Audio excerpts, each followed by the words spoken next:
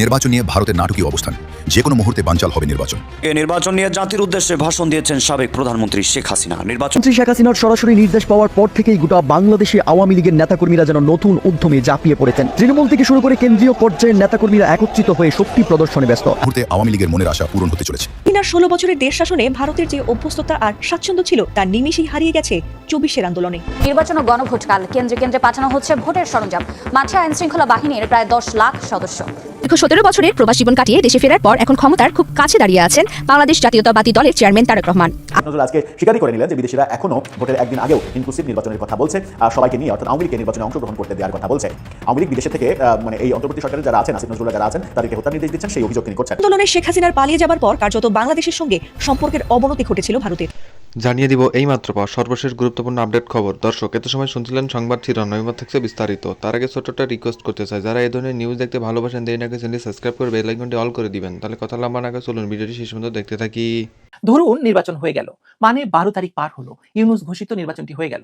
এবার চলুন আমরা ধারণা করার চেষ্টা করি 13ই ফেব্রুয়ারি কি ঘটতে পারে।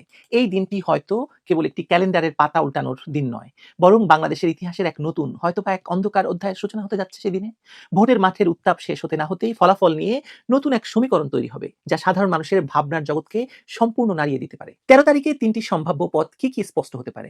1, ম্যানেজড কনসলিডেশন বা গণভোটে হ্যাঁ, সংসদে দেরি, তারপর সমীকরণ মিলিয়ে একটি কার্যকর গঠন। বিএনপি তখন ক্ষমতার ক্ষণিক ছোঁয়ার আশায় আপোষে যাবে, জামায়াত এনসিপি নির্বাহী ক্ষমতার চাবিকাঠি পাবে, প্রধানমন্ত্রী প্রতীকের প্রশ্ন পরে ঠেলে রাখা হবে। 2, কন্টেস্টেড লেজিটিমেসি, বিরোধী শিবির রাস্তায় নামবে, হরতাল অবরোধ ধর্মঘটের ঘূর্ণি হবে, প্রশাসনের সীমিত জরুরি কৌশল নেবে, ইন্টারনেট থ্রটলিং হবে, রাতের বেলা ধরপাকড় হবে, ডিপ্লোম্যাটিক চাপ বাড়বে, স্বচ্ছ গণনা সংলাপের দাবিতে। 3, ডিল বেসড পিভট, পর্দার আড়ালে এক বোঝাপড়া হতে পারে, ক্ষমতার ভাগাভাগি, রোডম্যাপ, হয়তো আংশিক পুনর্নির্বাচন বা ধাপ ভিত্তিক ভোট। হার্ড লাইনাররা এখানে স্পয়লার হতে পারে। তবু রাজনীতির অঙ্কে প্রায় 7+3 = 10কে 7+3 আপনার যেটা দরকার সেটা বানানো যাবে, এরকমটাও হতে পারে।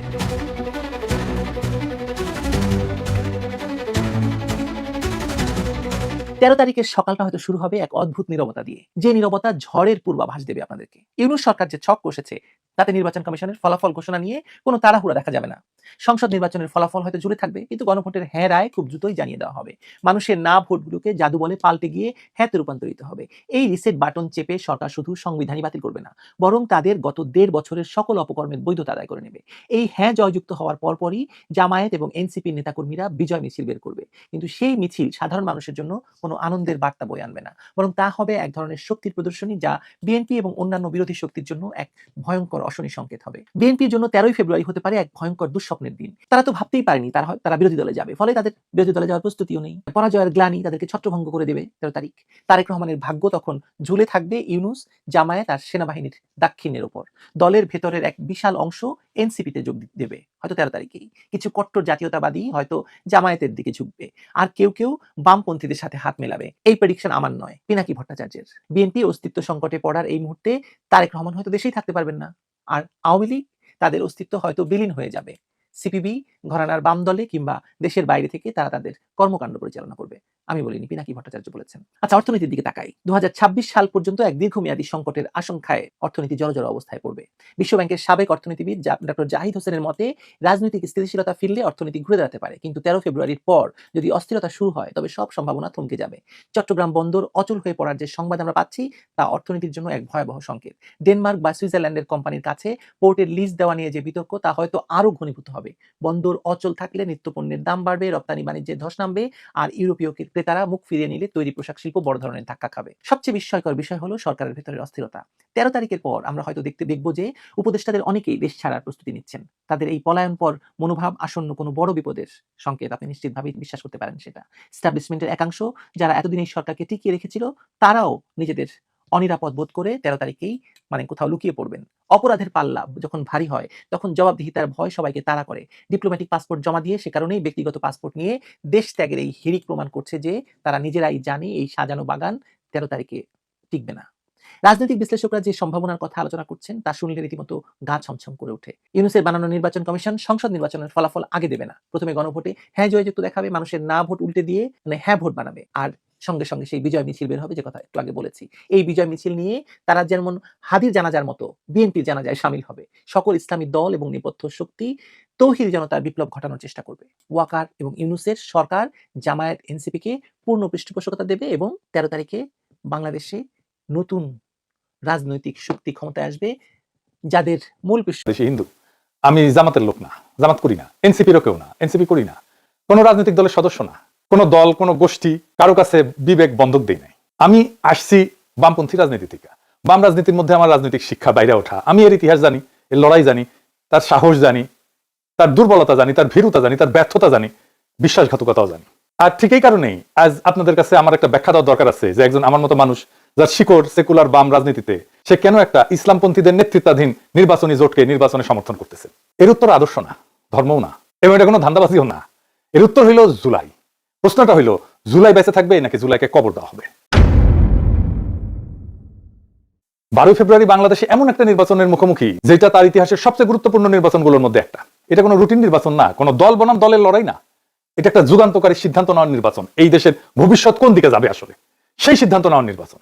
আমরা এমন সন্ধিক্ষণে দাঁড়ায় আছি, একটা পথ আমাদের পিছনের দিকে নিয়ে যাবে, দুর্নীতি, ফ্যাসিবাদ, চাঁদাবাজি, ধান্দাবাজি, পরিবারতন্ত্র আর অলিগারদের সেই পুরানো বন্দোবস্তের শাসনের দিকে, এমন এক অর্থনীতির দিকে যার ভিতরে লুটপাট আর অদক্ষতা ছাড়া আর কিছু নাই।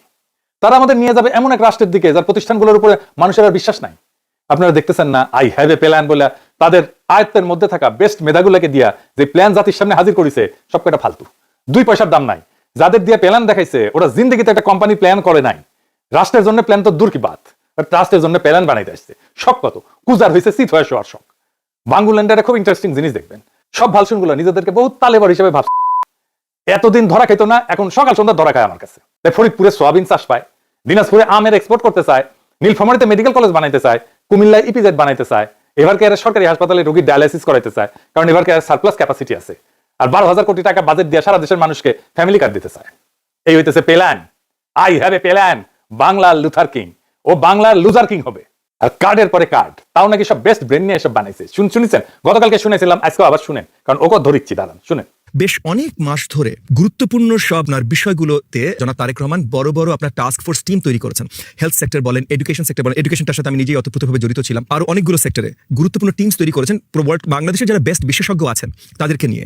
এই সেক্টরগুলোতে আমরা কিভাবে উন্নয়ন আনতে পারি এবং বিশ্বমাপে কম্পিটিটিভ আমরা হতে পারি। তো সেই জায়গা থেকে উনার বৃহত্তর প্ল্যান আছে, এটা আমি আপনাদেরকে পরিষ্কার জানিয়ে দিচ্ছি। উনার বৃহত্তর প্ল্যান আছে। শুনেছেন তো, টাস্ক ফোর্স করে এই সমস্ত বানাইছে তারেক রহমান। আপনার এই প্ল্যান তো কোনো মাঝারি সাইজের কর্পোরেটের ইন্টার্নকে দিলে করে দিতে পারতো, এসে ভালোভাবে করে দিতে পারতো, অনেক কম সময় করে দিতে পারতো।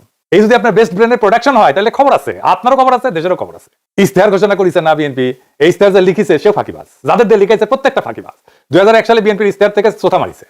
সেই একই মনোরেল চালু করবে, বস্তিবাসীদের জন্য আবাসন করবে, কলকারখানায় নিরবিচ্ছিন্ন বিদ্যুৎ সরবরাহ করবে, বেকার ভাতা দিবে, ন্যায়পাল নিয়োগ দিবে। এইসব কিন্তু 2001 সালের ইশতেহারে ছিল, আবার দিছে। এখন বুঝেছেন তো, এগুলো করবে না। 25 বছর আগে তো কইছিলেন, তারপর তো ক্ষমতায় আসছিলেন, তাই না? করেন নাই কেন এগুলা? প্রতিশ্রুতি দিছিলেন, করেন নাই কেন? কেউ জিগায় না, উত্তরও দিবে না, উত্তর তার জানাও নাই। এই যে প্রতিশ্রুতি দিচ্ছে, ইশতেহারে নানা কথা লিখছে, এগুলো কিছুই করতে পারবে না, করবেও না। আচ্ছা আসেন আমরা এক্সাম্পল হিসেবে হাঙ্কেরে প্রিন্স ববি হাজ্জাজের আমলনামা দেখি। দেখা দরকার কারা বিএনপির হইয়া ভোটের মাঠে নামছে। ওই কে জানেন? ওর বাপের নাম মুসা বিন শমশের, বাংলাদেশের সবচেয়ে ধনী ব্যক্তি। এতই ধনী যে তারা নিয়ে ডকুমেন্টারি হয়, তারা প্রিন্স বলে তাকে বিদেশিরা। সে যে জুতা পরে না, জুতা জুতা, তাতে ডায়মন্ড বসানো থাকে, হীরা হীরা হীরা বসানো থাকে জুতায়। মেলে মেনে করছি না, দেখেন। Every day I wear diamond shoes. I'm fed up. So maybe one day. You get a bit. Have you ever, worn your diamond shoes and then stepped in, something really disgusting? দেখেছেন তার জুতা ঘড়ি রাখার জন্য কত বড় বড় বাক্স, সেগুলো আবার টেনে নিয়ে আসে কত লোক। দেখেন সব ব্র্যান্ডেড ঘড়ি, রোলেক্স কোম্পানি ঘড়ি আর কিবা কিবা কোম্পানি ঘড়ি, নামও জানি না সবগুলার। এ দেখেন নিজের হাতে খায় না, খাওয়াই দিতে হয়। দেখিসাও নেকু রে নেকু, ডুডু খাও ঢেকু ঢেকু, হ্যাঁ মুখ মুছে দিচ্ছে। দেখেছেন, দেখেন সেই মুখ মুছে দেওয়ার জন্য পিছে দাঁড়ায় আছে কতজন, দেখেন। দেখিসাও উই আগে সুসে কিনা নিজে নিজে, আমার সন্দেহ আছে। এটা নারীর ক্ষমতায়ন। খাওয়ার টাইমে পিছে দাঁড়ায় থাকবি আর মুখ মুছে দিবি বড় লোকের। এটা কর্মজীবী নারী নাকি এটা দাসত্ব, নাকি এটা সম্পদের অশ্লীল প্রকাশ? এইটাকে সে কেমনে কামাইছে জানেন? অস্ত্র ব্যবসা কইরা। জি জি জি ঠিকই শুনেছেন, অস্ত্র ব্যবসা কইরা। তার পলা হইতেছে ববি হাজ্জাজ। সালাম কেমনে দিতে হয় সেটাও শিখে নাই। দেখেন বছরে সালাম দেয় না, নির্বাচন যখন আসে খায়রে সালাম সালাম দিতে দিতে আসসালামু আলাইকুম, এই এত সময় বলবে কতক্ষণ? খালি কয় চালকুম চালকুম, তাড়াতাড়ি। এই সুপার রিচের পোলার কেন রাজনীতি আসে খাইছিল? কারণ ওর বোনের বিয়ে দিছে শেখ সেলিমের ছেলের সাথে। এবার বুঝেছেন তো রসুনের সব এক জায়গায়, বুঝেছেন তো? এইটাই সেই এলিট এস্টাবলিশমেন্ট, সবগুলা এক জায়গায় বান্ধা। এই সম্পদ রক্ষা করা লাগবে না, তাই রাজনীতি। হাসিনার বিরুদ্ধে রাজনীতি করছে যেন দুঃসময় বিআইরে প্রোটেক্ট করতে পারে। আওয়ামী লীগের রাজনীতিতে তারেক রহমান তো এমনিতে আনতে চায় না, এই যে এগুলোর জন্য আনতে চায়। এই ববি হাজ্জাজের বাসায় আপনি ঢুকতে পারবেন? ঢুকতে দিবে আপনারে? পারবে না। ওই টাকা সেটা এমপি হবে, ওই ধান্দা করিছে। অত সোজা না, টাকা নেন অসুবিধা নাই, কিন্তু ভোট দিবেন মামুনুল হককে। হ্যাঁ বুঝি চাও, রিক্সা মার্কে খালি সিল মারো রে সিল মারো, রিক্সা মার্কা সিল মারো। যে আপনার স্বপ্ন জানে, কল্পনা জানে, দুঃখ জানে, বেদনা জানে, যে সত্যিকার অর্থে আপনার প্রতিনিধি হইতে পারে। আপনি নিজেই বিবেচনা করেন মুসা বিন শমসেরের ছেলে আপনার প্রতিনিধিত্ব করার যোগ্যতা রাখে কিনা? না, মামুনুল হক রাখে। সে তো আপনারই লোক। এই ববি হাজ্জাজেরা সেই পথের পথি, যেই পথে তারেক রহমান আর ধানের শীষ আমাদেরকে নিয়ে যেতে চায়। আর কোন পথ আছে? আর একটা পথ আছে, যেই পথ সামনে যায়, ভবিষ্যতের দিকে যায়, জাতিকে ভবিষ্যতের দিকে নিয়ে যায়, একটা নতুন সময়ের দিকে নিয়ে যায়, যেখানে জুলাইয়ের চেতনা বেঁচে থাকে, জুলাই জিন্দা থাকে এবং জনগণের স্বপ্নের রাষ্ট্রের বদলের দাবি জুলাইয়ের চেতনা বাস্তবায়িত হয়। আজ তো জুলাই নিজেই ঝুঁকিতে আছে, জুলাই বিপ্লব আর জুলাই যোদ্ধারা। আজকে প্রশ্ন, আমরা কি জুলাইকে কবর দেবো, না আবার পুরনো ব্যবস্থার কাছে আত্মসমর্পণ করবো, নাকি বড় লোক রাজনীতিবিদ লুটেরা ব্যবসায়ীর দুর্নীতিগ্রস্ত আমাদের লুটপাট অব্যাহত থাকবে? নির্বাচনের দিন যতই ঘনায় আসতেছে সব দলই অনেক ভালো ভালো কথা করছে, তাই না? তাদের বক্তব্যগুলো শুনলে মনে হয় বাহ কি চমৎকার কথা, একই ভাষার কথা। তারা কি করছে? কে বেশি বিপজ্জনক, কে বেশি অযোগ্য, কাকে বিশ্বাস করা যায় না, কে সেই 1971 স্বাধীনতার বিরোধিতা করেছিল, ওরে বাপ রে, এই গানি ফাঁদ। নির্বাচনের আগে ভালো কথা বলা খুবই সহজ। পুরুষ মানুষের কুরকুরে উঠলে বউরে কয় না, দেখিছো দেখিছো কত সুন্দর চাঁদ উঠিছে, উনকে আর কি। ইলেকশনের সাথে যত সার্কাস শুরু হয় রাজনৈতিক দলগুলায়, কিন্তু নাগরিকদের কাজ হচ্ছে প্রশ্ন করা। আমাদের কঠিন প্রশ্ন করতে হবে এই রাজনৈতিক দলগুলোতে কারা এই দলগুলোর পেছনে আছে, কোন পরাশক্তি, কোন আন্তর্জাতিক শক্তি, কারা টাকা দেয়, এদের ক্ষমতা আসে কোথায় থেকে, প্রার্থীরা কারা, তাদের রেকর্ড কি, এবং সবচেয়ে গুরুত্বপূর্ণ তারা আদৌ সংস্কার বাস্তবায়ন করতে পারবে কিনা বা করতে চায় কিনা। এই জায়গাটা কথা খুব পরিষ্কার করে বলা দরকার। এই নির্বাচন আদর্শ বনাম আদর্শের লড়াই না, এটা ধর্ম বনাম ধর্ম নিরপেক্ষতার লড়াই না, এটা আসলে স্টেট ক্যাপচার বরং স্টেট রিপেয়ার, এইটার লড়াই। রাষ্ট্র ক্ষমতা দখল করে লুটপাট আগের শাসন চালানো আর রাষ্ট্র পুনর্গঠনের লড়াই, এই দুইটা জিনিস। একদিকে আছে এমন দলগুলা যারা রাষ্ট্রকে আগে দখল করে ফেলছে, ব্যবসা দিয়া, আমলাতন্ত্র দিয়া, পরিবারতন্ত্র দিয়া, পুরনো সিস্টেমের উপরে দখল দিয়া, আগের ব্যবস্থার সাথে সিস্টেম কইরা। তাই তারা বলে হাসিনা না আসলেও হাসিনা পোলামাইয়া আসতে পারবে রাজনীতিতে। বাহ চমৎকার। এই জন্য আমাদের বাচ্চারা রক্ত দিছিল, এই জন্য আমরা লড়াই করে ফেসিবাদ উৎখাত করছি, এই জন্য এত কষ্ট করছি আমরা। আর অন্যদিকে আছে এমন এক শক্তি যাদের এখনো পুরনো সিস্টেম খায়া ফেলায় নাই, দলের মধ্যে চোর ডাকাত লুটপাটকারী নাই, যাদেরকে প্রোটেক্ট করতে হবে দলদেরকে। তাই রাষ্ট্রকে মেরামত করার হিম্মত আছে তাদের। বিএনপি আসলে কি একটা, বিএনপি আর একটা কম শক্তিশালী আওয়ামী লীগ, কম বুদ্ধিমান আওয়ামী লীগ। প্রিয় দেশবাসী, আপনারা যে যেখান থেকে ভিডিওটি শুরু থেকে শেষটা মাত্র দেখছেন, আপনাদের সকলকে জানাই অসংখ্য ধন্যবাদ। যদি ভিডিওটি ভালো লেগে থাকে অবশ্যই সবার কাছে শেয়ার করে দিবেন, তাহলে সবাই সুস্থ থাকবেন, ভালো থাকবেন। অবশ্যই দেখা হবে পরবর্তী কোনো নিউজে। আসসালামু আলাইকুম।